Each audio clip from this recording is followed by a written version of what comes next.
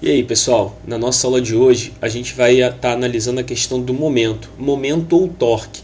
Ele que vai dar a base de um negócio que a gente vai discutir nas aulas lá na frente, equilíbrio do corpo extenso. Mas por hora, vamos deter a nossa atenção nessa ideia. Segura a onda aí que eu vou anotar algumas coisas pra gente. O momento ou torque, então, pessoal, está associado com a capacidade de gerar rotação.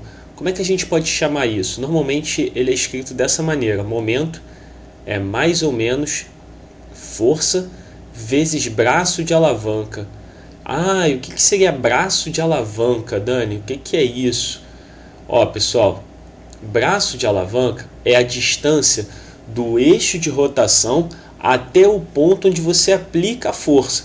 Então vamos registrar isso. Aí agora você deve estar se perguntando, o que é eixo de rotação? Eu vou fazer um desenho para a gente poder visualizar essa estrutura um pouco melhor. Tá aí, pessoal, fiz o esquema de uma chave apertando um parafuso, né? Aí eu desenhei para vocês a questão de uma força sendo aplicada aqui na extremidade, bem na pontinha. Então você pode reparar, ó, o ponto de conexão da força até o eixo girante, que é o parafuso, que é em função dele que o sistema rotaciona.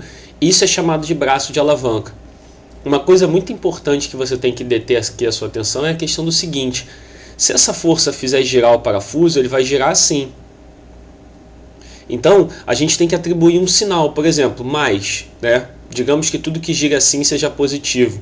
Por que eu estou te dizendo isso?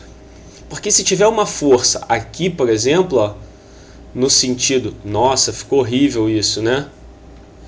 Nossa, ficou horrível isso. Mas, vamos lá.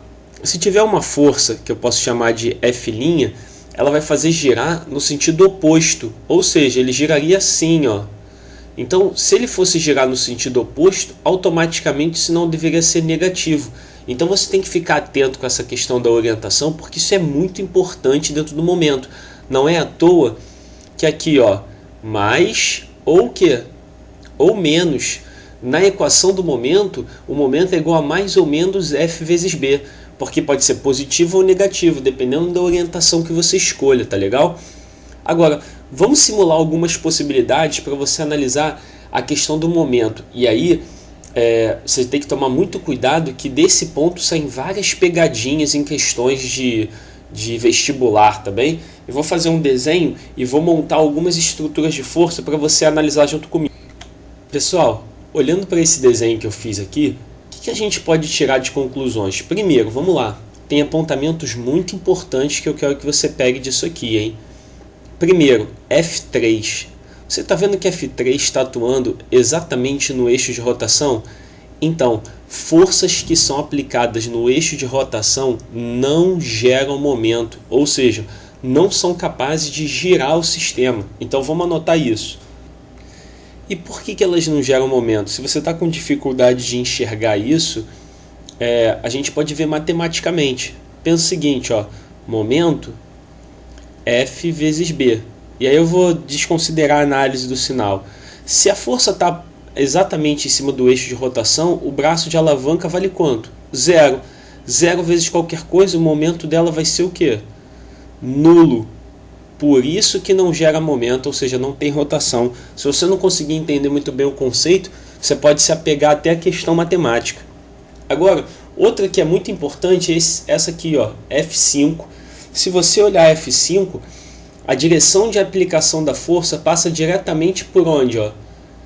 Pelo eixo de rotação, tá vendo? Até prolonguei uma linha em branquinho aqui para te ajudar a verificar isso. Então, assim como F3, ela não gera momento, tudo bem? Não é capaz de girar o sistema. Tem que ter algum tipo de perpendicularidade com relação ao braço de alavanca, tá bom? Uma força que eu acho que é a maior pegadinha dessa história é essa aqui, ó, F4. Quando você olha para F4 e para F1, se você prestar atenção, você vai ver que as duas estão atuando exatamente, ó, no mesmo ponto.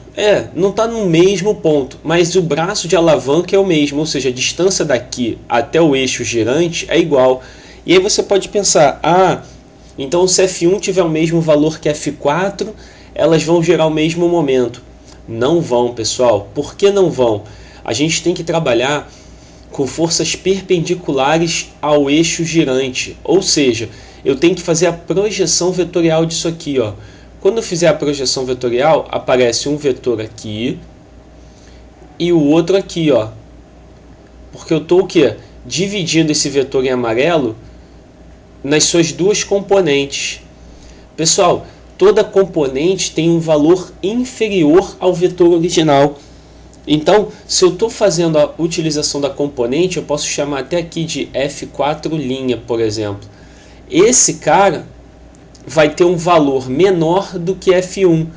Ou seja, se F4 é menor do que F1, que é igual a F4 no caso, F4', né? Menor do que F1, que é igual a F4, logo os momentos não podem ser iguais. Então, o momento dessa força aqui, ó, F4, é menor do que F1, por conta da questão da projeção, porque esse outro vetor aqui, ó, essa projeção nesse eixo recai no mesmo caso do F5, ou seja, não gera momento rotacional, tudo bem?